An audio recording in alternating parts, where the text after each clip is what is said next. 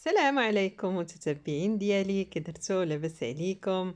نتمنى تكونوا كاملين على خير وبخير. فيديو جديد وروتين جديد، واليوم ان شاء الله غنشارك معكم واحد الغديوه ولا عشيوه سهله وكتجي بنينه. وكذلك بغيت نشارك معكم صويليني غادي نخملو انتم، راه هذا بعدا، وغادي نشارك معكم التخمال ديالي. وخليكم معايا، ما تنسوش تدعموني بلايك بارطاج فضلا ليس امرا، وشكرا بزاف. هنايا كما كتشوفوا قبله، وسمحوا لي على الاضاءه كانت ضعيفه. هذا في الليل ديال النهار اللي غادي نخمل فيه، غادي نحيد هذا الشيء كامل، هاد الطلامط، هاد الزيوفه ديال الطبالي الخاميه، المهم كل شيء غادي نحيدو عليا. الصباح غادي نبدا غير نسيق ونحك، وراكم عارفين داكشي ديال التخمه. المهم غادي نقص عليا الخدمه باش ما نجمعش كلشي وغادي نعيا. هنايا غادي نوجد حتى داك الغديوه اللي غادي ندير. هنايا درت مطيشه، 5 حبات مطيشه مع بصيله درتهم يتسلقوا. هنايا الروز، راه الروز العادي داك المهرس كيجي زوين في الفلفله معمره. هنا غير غتطلع الغليه وغادي نطفيو عليه ونخليوه يتصفى. بسم الله على بركه الله. دابا الصباح هذا هو لاصوص، راه طحنته في الميكسور مزيان، بصله و5 الحبات مطيشه طحنته مزيان. وغنجيب الطاوه مباشره، لا زواق لا نفاق. المهم انا كنشارك معكم هذا الشيء عادي. المهم هزيت الطاوه اللي غادي نطيب فيها ودرت الصفايه كما كتشوفوا. غنصفي داك لاصوص مزيان بهاد الطريقه هذه، هاد الصفايه صافي. وكنشلل ديك الطاوره مازال فيها مطيشه لاصقه فيها، وكنصفيها حتى كتصفى مزيان. وكنحيد داك الشوائب. هاد الفلفله معمره كتجي رائعه وزوينه، وهي اللي فكرت نديرها في هذا النهار ديال التخمير. في الليل كنت مواجده لاصوص طحناها مصوبه الروز. دابا كنكمل داك الشيء باش ما ياخذش مني وقت كتير. كما كعارفين راه الكوزينه كتاخذ منا الوقت بزاف، ولا كنتي غادي تخملي راه خصكي بزاف د الحاجات. هنايا درت القزبر والمعدنوس والثومه مدقوقين، هما الاولين درتهم. درت الملحه، درت البزار على جهد القياس اللي كديروا، راس معلقه. هنا الخرقوم معلقه صغيره ما تكونش حمراء، سكنجبير، شويه الكمون ما تكثروش منه. صافي هذا هو لاصوص ديالنا، راه كتجي خاتره وكتجي اللون ديالها غزال. وانتم دابا غادي نجيب الفلفله وغادي نصوبها معكم. هنايا زدت 2 ضامات ديال التحميره اللي كنت صوبت معكم بالفلفله حمراء. زدت زيت المائده وزيت العود. صافي غادي نحطهم في جنب، وغادي نبدا نصوب الفلفله ديالي. الطريقه راه ساهله. هنا الروز اللي ديجا سلقتها وصفيتها ديال الروز المهرسه، هذه جاتني بصراحه بنينه على الاخرى، كتجي زوينه. درت قزبر ومعدنوس، الزيتون مقطع، زدت هنايا الكفته، وغادي ندير نفس داك العطريه اللي درت الخرقوم، شويه د الملحه، سكنجبير، فلفله حمراء، شويه ديال الكمون غير راس معلقه. وهنايا غادي ندير الثومه مجففه. كانش عندكم الثومه بودر ديروا غير الثومه العاديه. داك لاصوص راني درتها خضره مع القزبر والمعدنوس. وفي هاد الحشوه درت الثومه مجففه اللي صوبت بيديا، ساهله كتقطعوها رقيقه في الطبسيل ديال الفران. منين طفيو الفران يكون مازال سخون دخلوها، كل مره تدخلوها حتى كتيبس. ها نتوما كتجي رائعه. راه درتها غير ديك القرعه كنت شاريه فيها الثومه ودرتها فيها، يعني ساهله. من كتحسوا بها نشفت مزيان تديروها في الطحانه ديال العطريه. ها نتوما راه قربت نكملها، درت منها النص، راه شريتها ما حدها. الثومه رخيصه، من بعد راه تتغلى. درتها انا في الصيف. المهم راه خلطت كل شيء. باغا نستعمل يديا باش الخليط كامل ينسجم مع بعضياته. صافي باش نبدا نعمرو في الفلفله. انا فضلت ندير هاد الفلفله حمراء، واخا عندي الفلفله خضراء.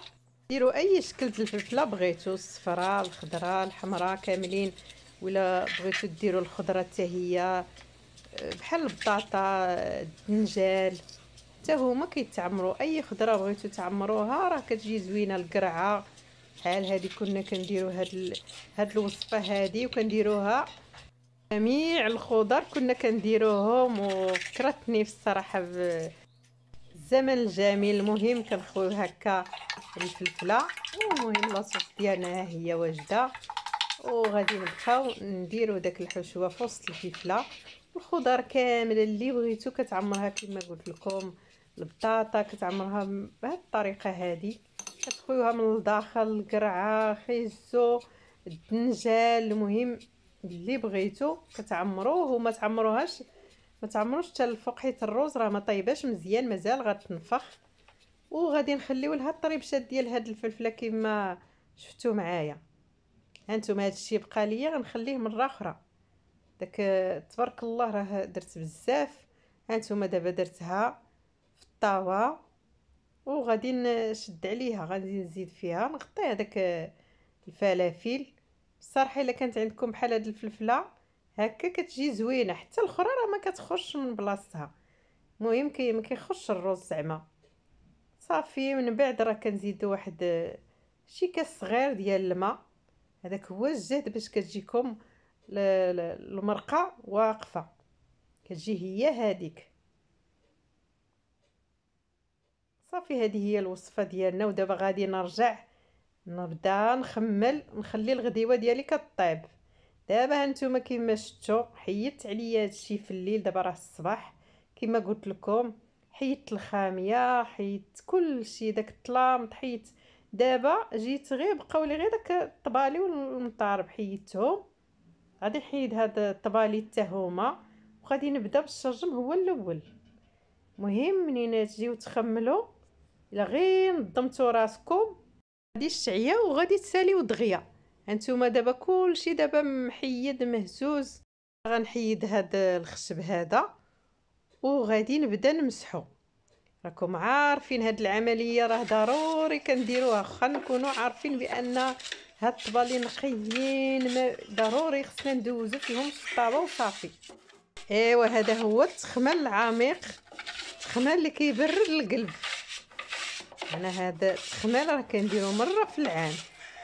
ايوا التخمل ديال مره راه ما كنهزوش كاع الطبالي، نسيقو عادي تحت الطبالي ونمسحو الغبره راكم عارفين، ونمسحو الشرجم. دابا انا غادي ندير له شي غسله هي هذيك اللي غتبرد ليا قلبي. صراحه انا ما كنرتاح حتى كنخوي الميوهات.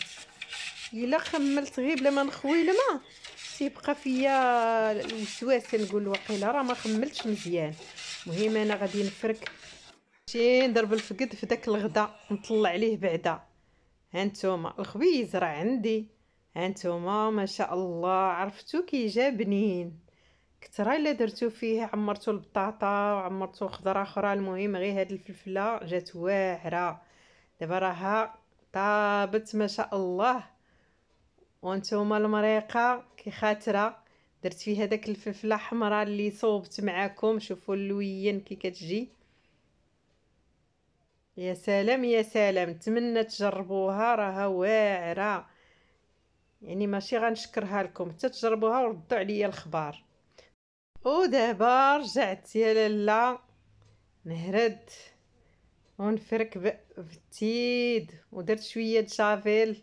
ضروري نشم انا الرويحه جافيل في الميناج ضروري. المهم كما كتشوفوا دابا دوزت وغادي نكب الماء. واخا الصباغه عندي كيقول لك الصباغه د العنبره راه كتضيع، انا راه ما ضاعتليش لان هي دايره بحال الجليج ملسه وما كتضيعش.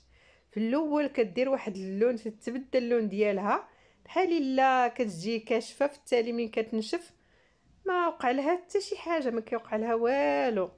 هانتوما الشرجم كله على قدو فركتو يا لاله. انا راني حتى التالي ديال 10 عاد تنخمل هاد التخمل العميق حتى كنشوف الشتا غادي طيح. برد الحال. يعني كندير داك التخمه فاش كيدخل الصيف خفيف هكا، كنجمع الفراش ما كنسيقش تحت، زعما نهز كاع الطبالي كنسيق تحت منهم، ولكن ما كنهزش الطبالي بحال هكا التخمه العميق. التخمه التخمه العميق كنديرو مره في العام الا تسالى الصهد وتسالى زعما داك الغبره وداك الشيء، عاد تنطلق انا الزربيه وندير هاد التخمال هذا، راه مازال سخون الحال. يعني ممكن تخوي الماء واخا الحال راه مبرد شويه كما كتشوفوا الطقس مغيم. ايوا يا لاله راه دوز حتى على الصباغه، هذيك البلاصه فين كيكونوا الريدويات وداك الشيء راه تتكون شويه د الغبره.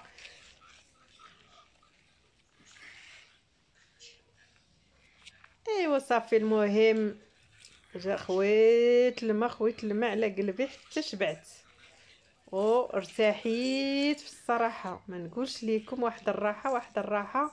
مع لا غد ليه طاح الشتا مجهده ما شاء الله. راك يا سطوله د الماء، ولادي مساكن غير كينقلوا ليا الماء، غير كينقلوا كيعاونوني صراحه، عاونوني كاع ما حسينا بهاد عاد التخمال هذا زعما والتماره ولا شي حاجه مع العطله. يعني انا جبدته في العطله باش نحيدو عليا، ومازال باقي لي سيجور وواحد الصالون قبالته صغير مازال هادوك غادي نوض ليهم حاجه بحاجه، ما كتجي في دقه غير الموت. هنايا كما كتشوفوا تحت الشرجم صوبته ومسحت داك الطبالي، رديتهم لتما وبقات ليا هاد الجهه هادي غادي نحكها ونفركها. قبل ما نخوي الماء غندوز لداك الطبالي غنمسحهم الا كان فيهم شي حاجه. كما قلت لكم هاد العمليه راه ما كاينش شي وحده عندها هاد الطبالي ما كديرهمش ضروري. ايوا هنايا منين ساليت جانا الجوع وخليت داكشي من بعد ما سيقت ونشفت الارض غنخليها تنشف على خاطرها نتغداو ونرتاح شويه وعاد نولي نفرش الصالون. وهنايا غادي نبدا نحط كما كتشوفوا الفلافل المعمرين تيجيو رائعين، وانتم الرز تيبقاو مجموعين ما تتخرج منهم الرز وكيبقاو يعني صحاحين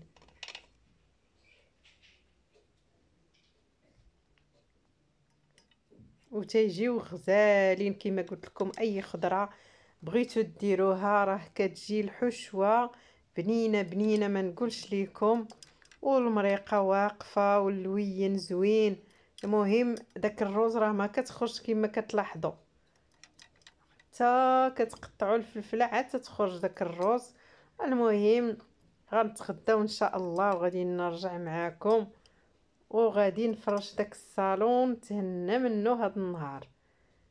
الطقس شتو بارد، هانتوما كما كتشوفوا هانتوما المريقه كي خاطره لاله مولاتي واقفه واللوين يا سلام. داك الفلفله اللي صوبت معاكم كتجي خطيره، اللون ديالها طبيعي وكيجي اللون راه هاد التصوير هذا راه ما عاطيهاش حقها، خصكم تشوفوها كي كتجي رائعه وزوينه. هانتوما كتبقى الفلفله مجموعه في الحشوه ديالها وكتبقى. نتوما غادي نقطعها لكم شوفوا كي كتجي، والمذاق ديالها سبحان الله حلاوه هاد الفلفله تشبع. ممكن ديروها للغدا ولا العشاء. المهم يا سلام يا سلام، زوقتها بشويه د المعدنوس من الفوق باش نهرسو داك اللون الاحمر. هنايا من بعد ما ارتاحيت هانتوما كيما كتشوفوا راه خليت زعما حتى نشفت الارض مزيان مزيان. صافي غادي نبدا نفرش الزربيه هي الاولى. صافي غنحيدو هاد الطبالي وغادي نفرشوا داك الزربيه باش تجينا ساهله في التفريشه، يعني ما غاتجيش صعيبه الا كانوا مطارب منزلين. هنا كيما كتشوفوا راه فرشنا الزربيه وردينا هاد الطبالي، وبقى لنا دابا غادي نصوبوا الخاميه هي الاولى وعاد نديروا الطلامط. المهم حاجه بحاجه، المهم بهاد الطريقه هذه كيجي كلشي ساهل. وهنايا كما كتشوفوا ها صويليني هانتوما كما كتقول البدويه. هانتوما راه قادينا الخاميه، الطلاماط، حيت هادو عندي ديال المبرة وكنحيدهم في الصيف، حيت اللحوف هاد المبرة، الطلامط المبرة، الخاميه د المبرة، المهم هادو كيصلحوا غير في البرد. هانتوما قولوا لي واش حادقه ولا ما حادقاش؟ تبارك الله عليا، ما شاء الله عليا. واش كان راسو قول لي داز من هنا. وهنايا راه درت هاد الورد هذا، قولوا لي واش جاي زوين، حيت اختاريت هاد الورد هذا. علاش درتو هاد اللون؟ فيه الاورانج والخضر اللي كيتواتالي مع الصالون كما كتشوفوا، فيه الاورانج والخضر. ايوا هذا ما كان. المهم شاركت معكم الصالون ديالي، وكنشكركم بزاف على حسن المتابعه ديالكم. هاد الديسير هذا راه غسلت وفركت، هذيك الضبابه راه دايرينها فيها بالعاني ديال باش يبان بانه راه عنب كما كتشوفوا. شوف راه غسلت كاملين، غسلتهم مزيان ومسحتهم ونشفتهم وعاد حطيتهم. المهم كنتمنى يعجبكم هذا الروتين، هذا الروتين اللي مره في العام. ايوا هادشي اللي كاين. نتمنى يعجبكم داك الاكله اللي درت. وشكرا بزاف اللي ما مشتركش في القناه يشترك، ومرحبا بالناس الجداد والناس القدام، والهلا يخطيكم عليا كاملين. متنساوش تبارطاجي. المهم هانتوما شتي وما شاء الله، الله يعطيها لنا على قد النفع، والحمد لله والشكر لله. وبسلامه عليكم حتى الفيديو المقبل ان شاء الله.